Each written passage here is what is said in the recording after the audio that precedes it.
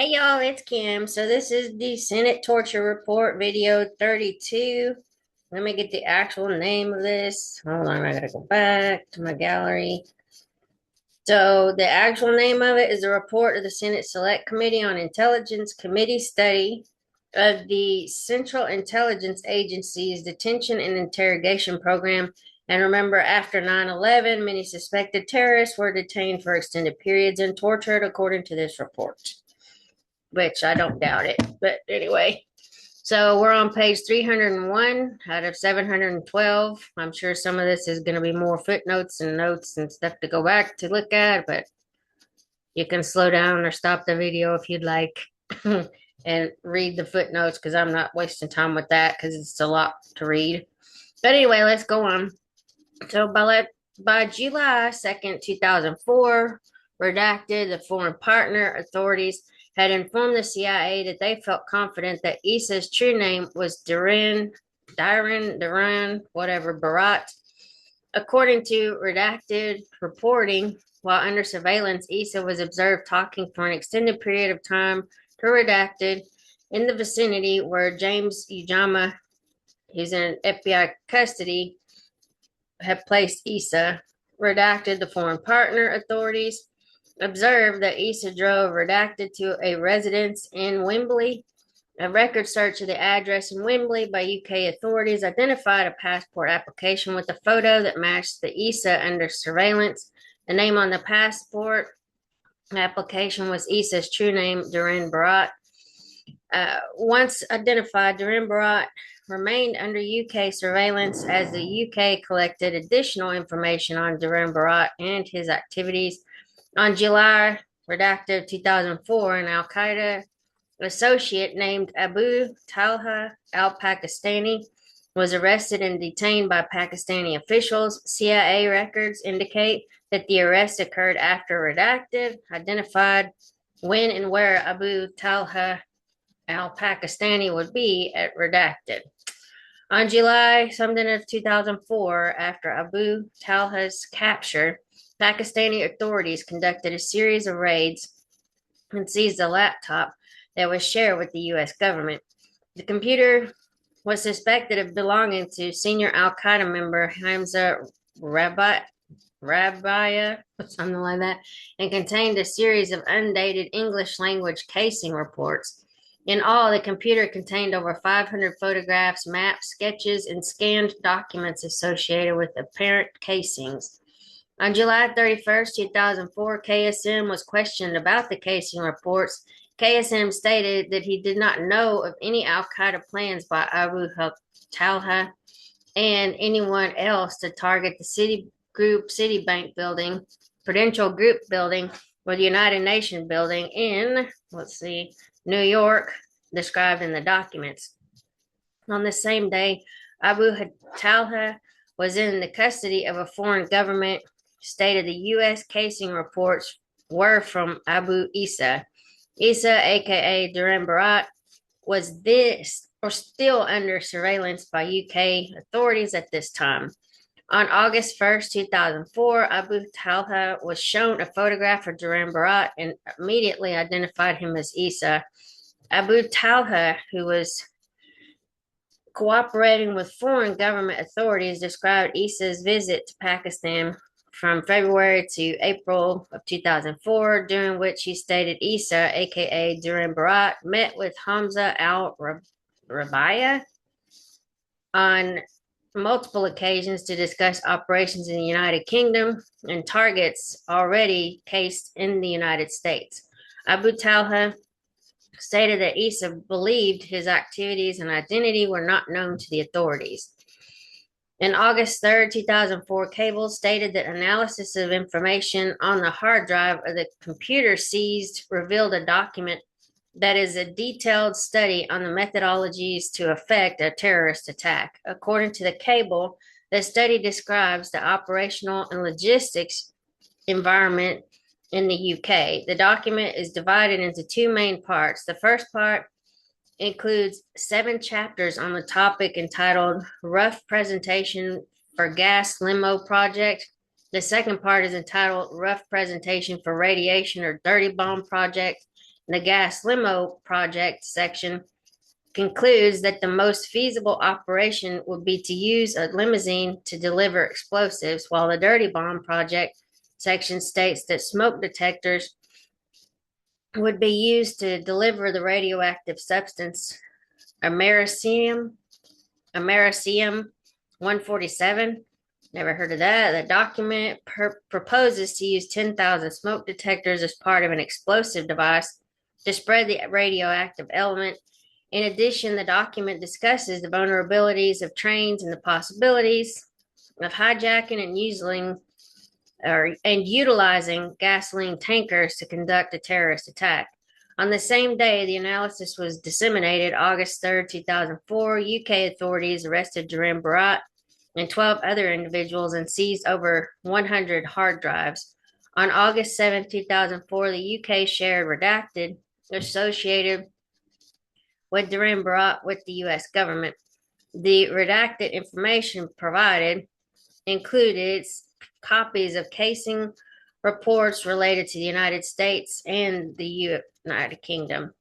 On August 17, 2004, UK authorities charged 9 individuals in relation to the Duran Barat, aka Isa al-Hindi investigation. UK authorities informed the CIA that despite intelligence about the activities of the network, the recent charges of the individuals involved or linked to this planning were mainly possible owing to the recovery of terrorist-related materials during searches of associated properties and vehicles following their arrests.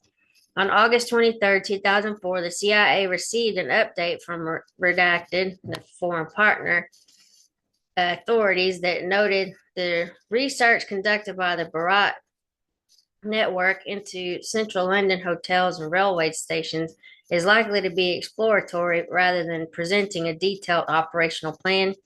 A report from the redacted foreign partner stated, material that is emerging from the United Kingdom investigation, combined with detainee reporting from senior al-Qaeda members, and apparent reference to Abu Talha al-Pakistani's reporting on UK targeting of Pakistani custody, strongly suggests that Barat cell was planning a terrorist attack in the UK. What is not yet clear is how close the cell was to mounting an attack or what, if any, targets have been finalized. On August 30th, 2004, talking points on the Duran Barat case were prepared by CIA officers. A CIA officer wrote that KSM's reporting on contact numbers for Isa was a dead end, and that it appears KSM was protecting al-Hindi. The talking points highlighted the cyber capabilities enabled by the USA Patriot Act and the investigation of Duran Barat, stating, probably the most important intelligence tool we used in breaking this Duran Barat case was our cyber capability enabled by the USA Patriot Act. From beginning to end, cyber played a role, but it was not the only tool that was used. Human intelligence and then signals intelligence threads were followed and contributed to our understanding of the cyber messages, and also in finding new cyber leads. Exploitation of computers and other information obtained in raids before and during the case also contributed significantly, as did surveillance. However, none of these tools are standalones. Good old-fashioned hard targeting and analysis of these maddeningly vague and disparate and incomplete threads of information was the glue that put it all together. On September 10th, 2004, the Interagency Intelligence Committee on Terrorism, or IICT, disseminated a report entitled Homeland Reappraising Al-Qaeda's Election Threat, which states, we do not know the projected time frame for any attacks Isa was planning to execute in the UK, but it is unlikely he would have been ready to strike in the near term. Upon returning to the UK in mid-2004, Isa attempted to gather materials to build explosives for future attacks in the UK. UK authorities have been unable to locate any explosive precursors and it is possible he had not yet acquired the necessary materials at the time of his detention. The detainee Abu Talha al-Pakistani also noted that some of Issa's operatives required further training, most likely in explosives, and you only get one shot at that. Just okay, sorry, that's terrible because I was thinking about losing fingers and stuff. Okay, and that Issa intended to send an associate to Pakistan for 3 months to receive instruction from senior Al Qaeda explosive experts. The assessment adds Issa appears to have been in an early phase of operational planning at the time of his capture. In November 2004, authorities informed the CIA that it was largely through the investigation of Nisar Jalal's associates that the UK was able to identify Duran Barat as being identifiable with Issa al-Hindi. A December 14th, 2004 FBI intelligence assessment entitled The Gas Limo Project, an Al-Qaeda Urban Attack Plan Assessment, evaluated the feasibility and lethality of this plot based on documents captured during raids against Al-Qaeda operatives in Pakistan and the United Kingdom in July and August 2004, and on custodial interviews conducted in the weeks following these raids. The FBI concluded that the main plot presented in the gas limo project is unlikely to be as successful as described. The report continued, we assess that the gas limo project, while ambitious and creative, is far-fetched.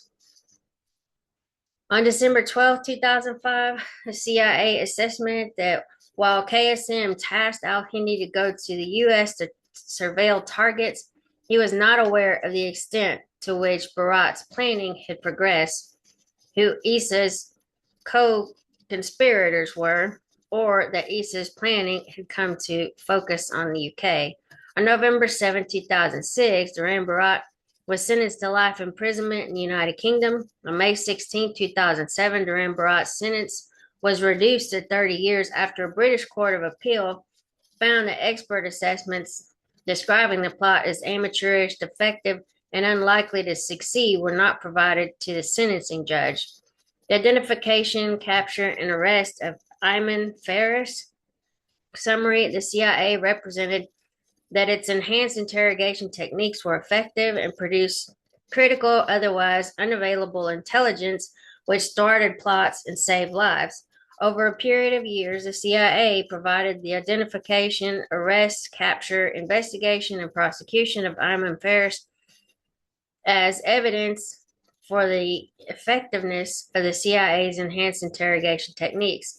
These representations were inaccurate. Ayman Faris was identified, investigated, and linked directly to Al-Qaeda prior to any mention of Ayman Faris by KSM or any other CIA detainee, when approached by law enforcement, Ayman Faris voluntarily provided information and made self-incriminating statements.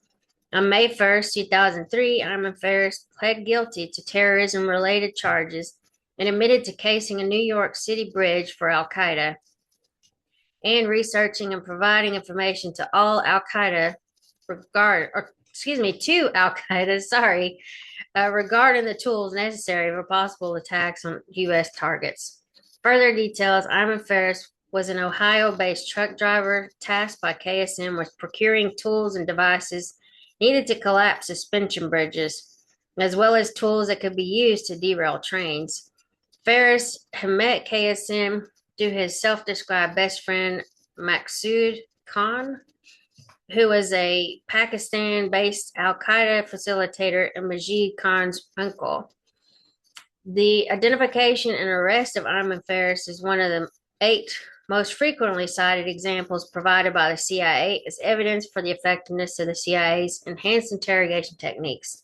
Over a period of years, CIA documents prepared for and provided to senior policymakers, intelligence officials, and the Department of Justice represent the identification, capture, and/or arrest of Ayman Faris as an example of how key intelligence collected from HVD or high-value detainees interrogations after applying interrogation techniques had enabled CIA to disrupt terrorist plots and capture additional terrorists. The CIA further represented that the intelligence required from the CIA's enhanced interrogation techniques was otherwise unavailable and save lives. So there's a bunch of footnotes. If you want to read that, you can stop it. For example, in its July 2003 CIA briefing for White House officials on CIA interrogation program, the CIA represented that major threats were countered and attacks averted, and that termination of this CIA program will result in loss of life, possibly extensive. The CIA further represented that the use of the CIA's enhanced interrogation techniques has produced significant results and saved lives. Under the heading Results, Major Threat Info, a briefing slide states KSM Al-Qaeda Chief of Operation, identification of Ayman Faris. Similarly, on February 27, 2004, DDO James Pavitt responded to the CIA Inspector General's draft special review and included a presentation related to Ayman Faris. Pavitt stated that the Inspector General of Special Review should have come to the conclusion that our efforts have thwarted attacks and saved lives, and that EITs, including the Water Board, have been indispensable to our successes. Pavitt provided materials to the OIG that stated specifically, as a result of the lawful use of EITs, KSM identified a truck driver who is now serving time in the United States for his support to Al-Qaeda. The final CIA Inspector General Special Review, Counterterrorism, Detention, and Interrogation program published in May of 2004 states, let's go down here, Khalid Sheikh Mohammed's information also led to the investigation and prosecution of Ayman Faris, the truck driver arrested in early 2003 in Ohio. This passage in the CIA Inspector General Special Review was declassified and publicly released on August 24, 2009. Likewise, information prepared by the CIA for CIA Director Leon Panetta in February 2009 on the effectiveness of the CIA's enhanced interrogation techniques stated that the CIA assesses the techniques were effective in producing foreign intelligence, and that most, if not all, of the timely intelligence required from detainees in this program would not have been discovered or reported by other means. The document provides examples of some of the key captures, disruptive plots, and intelligence gained from HVDs interrogated, including the arrest of Ayman Faris. In March 2009, the CIA provided a 3-page document to the chairman of the committee stating, CIA assesses that most, if not all, of the timely intelligence acquired from detainees in this program would not have been discovered or reported by any other means, before listing Ayman Faris as one of the key captures resulting from the CIA interrogation program.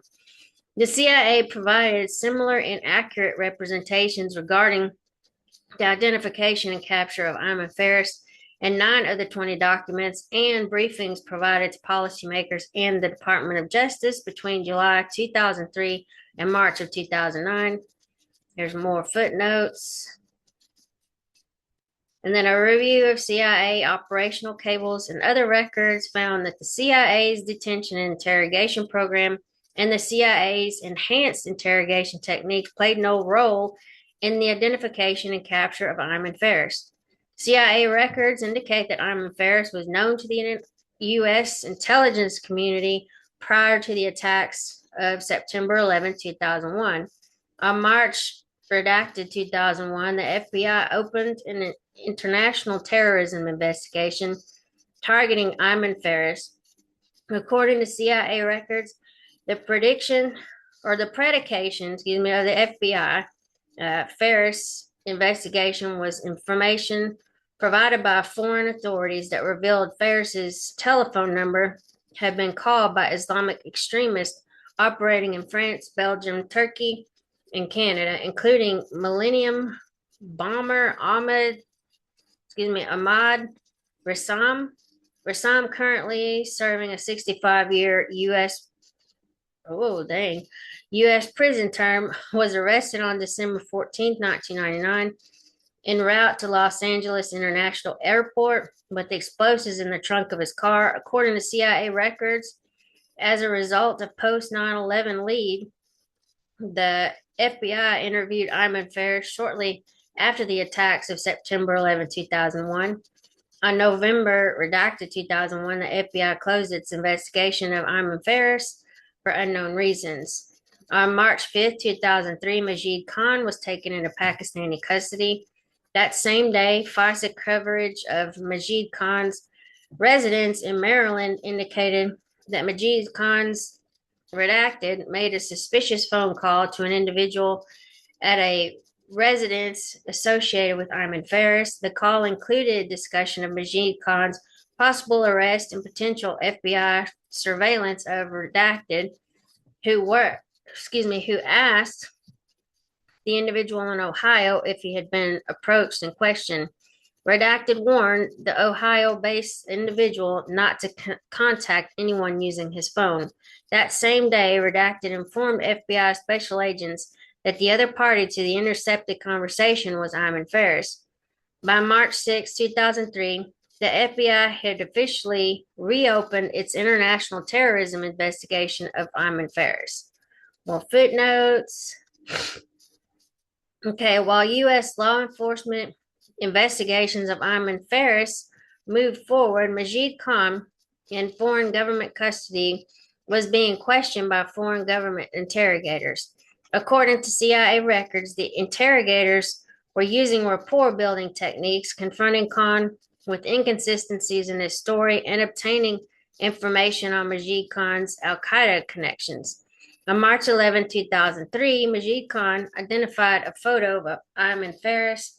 Majid Khan stated that he knew Ferris as Abdul Rauf, I don't know, and claimed Ferris was a 35-year-old truck driver of Pakistani origin who was a business partner of his father. In addition to describing business deals, Ayman Ferris was involved in with Khan's family.